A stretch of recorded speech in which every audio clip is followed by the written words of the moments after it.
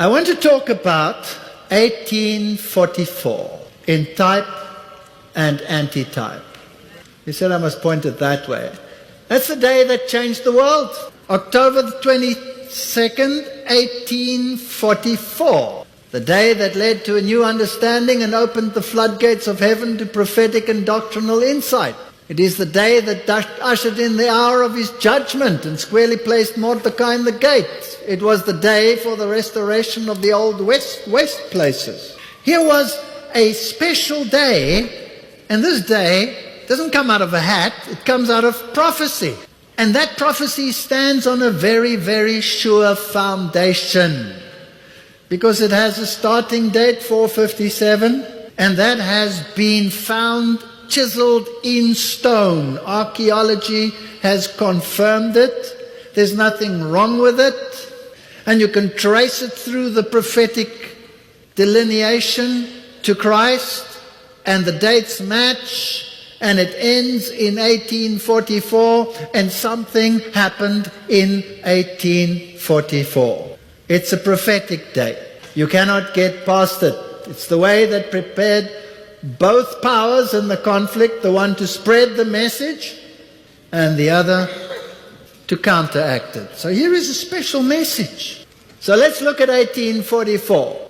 It was a leap year. After the great disappointment, when Christ did not come and people conjectured as to where they had gone wrong, the numbers were reduced from some 50,000 to 50. That's quite a drop, isn't it? That's scary. And then they studied the Bible. And then they held Sabbath conferences in 1848. And finally, the pillars that make this church different from any other were established.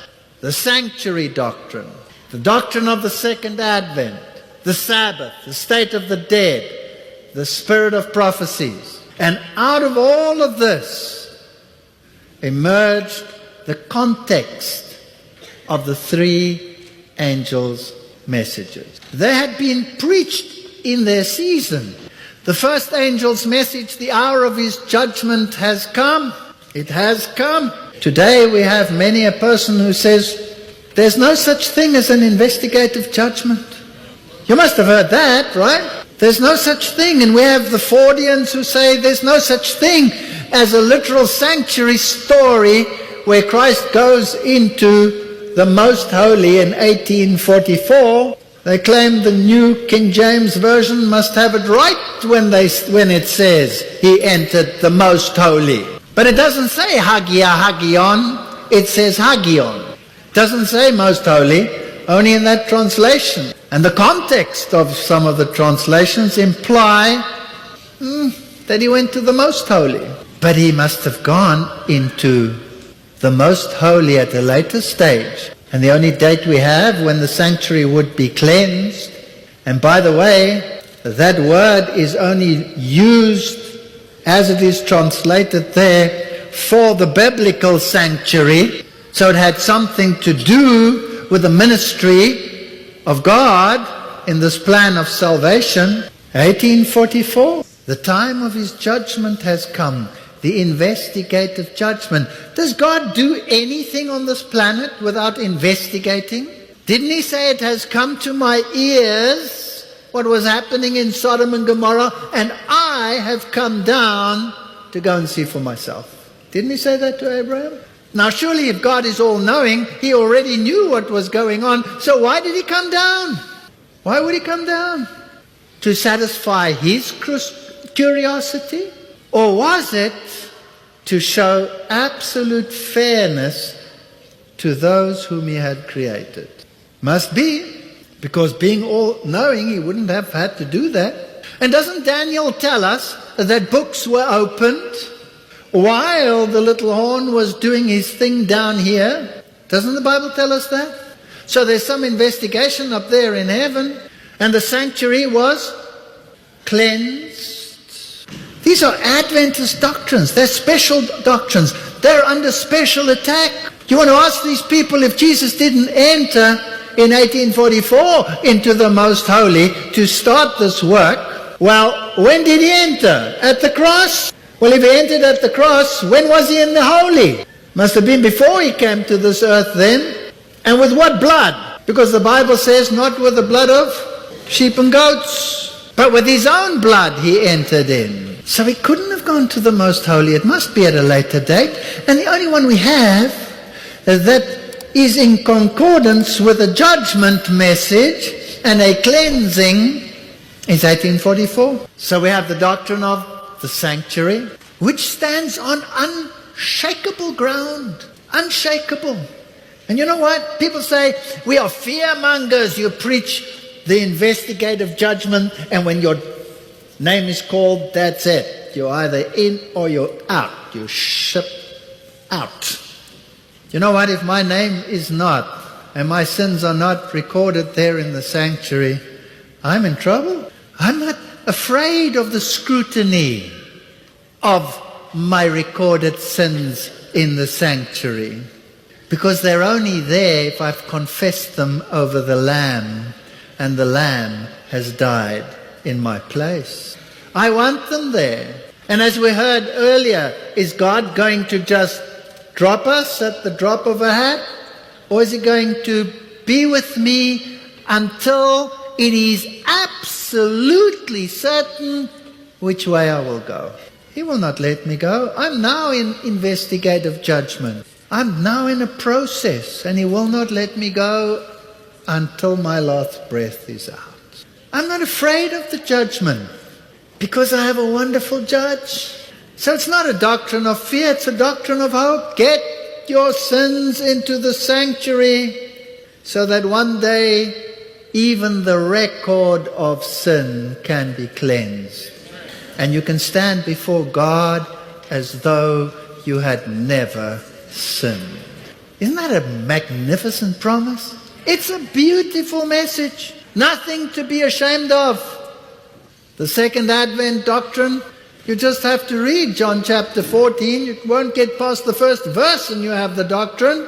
If everybody read that little verse, there would be no false doctrine regarding the state of the dead or any such thing. If you take that verse at face value, isn't it so?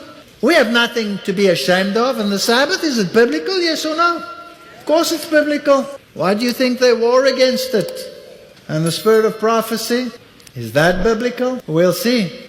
The great plan of redemption as revealed in the closing work of these last days should receive close examination. The scenes connected with the sanctuary above should make such an impression upon the minds and hearts of all that they may be able to impress others. All need to become more intelligent in regard to the work of the atonement, which is going on in the sanctuary above. You know, we are told that we're not true Christians because we say Jesus didn't finish the job, because Jesus paid it all at the cross. Yes, he did. He did. He paid it all. He paid every iota. But did he eradicate the sin problem at the cross, or is it still with us? Anybody notice that it's gone? I haven't. Are there still sinners on the planet? So does he still have a job, yes or no? Of course. How can redemption stop at the cross? What about me, Lord? Hello, 2,000 years later, what about me? Thank God he's still interceding on our behalf.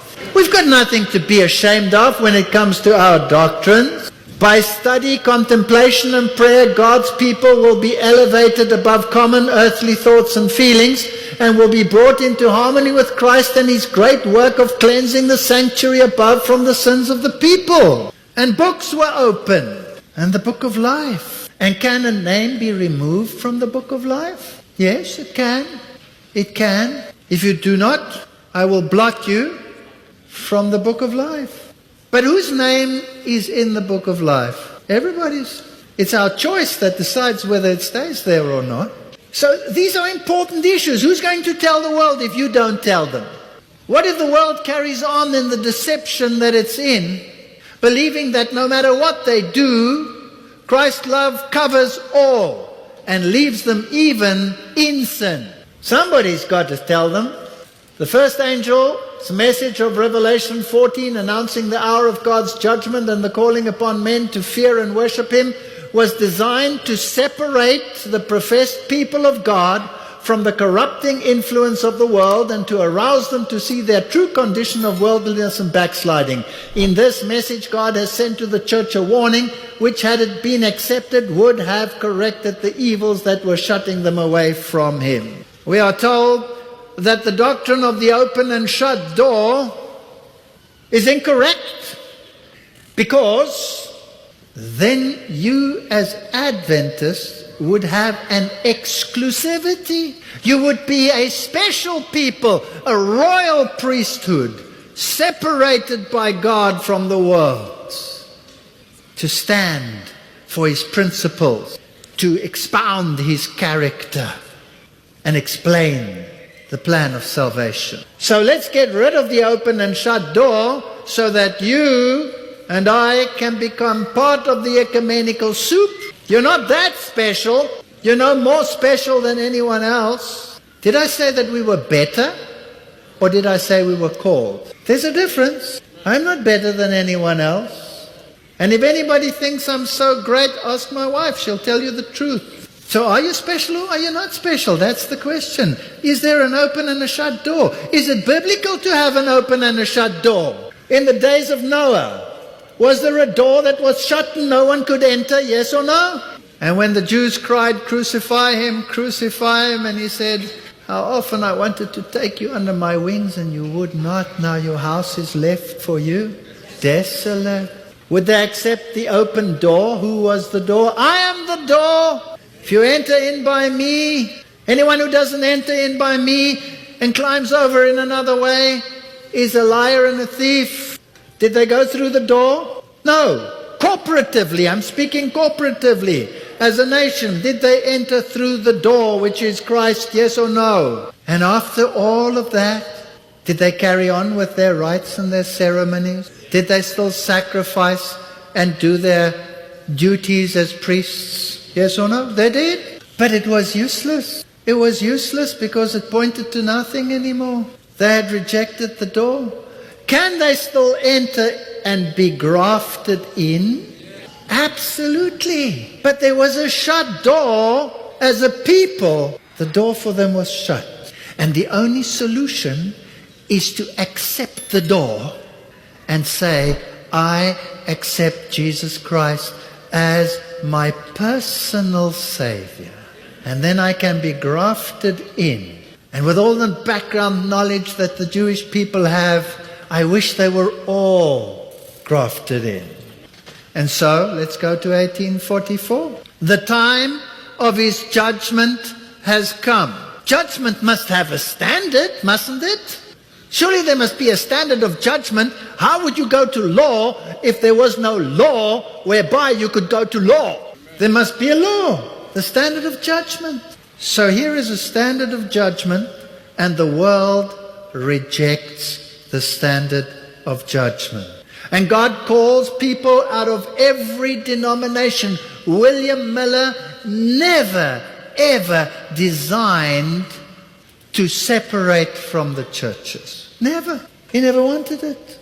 But finally they were thrown out and they separated. And the shut door doctrine was established. The churches rejected the law.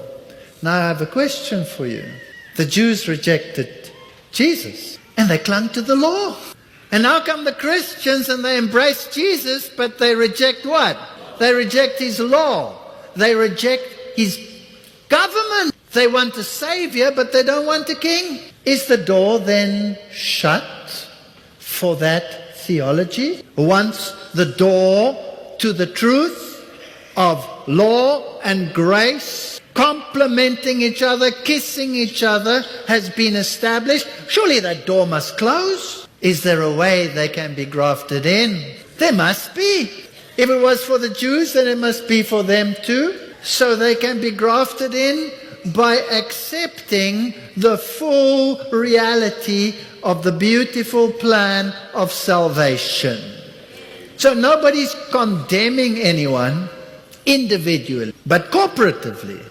They become part of Babylon. Because it is Babylon, Bab, El, gate, door, to L, God, heaven, that decides there's another way to enter other than this way. They must be Bab-El, Babylon. And so what is our duty as Seventh-day Adventists? To preach the whole truth. And what is truth? What is truth? The truth is, I am the way, the truth, and the life. No one comes to the Father except by me, says Jesus. Thy word is truth.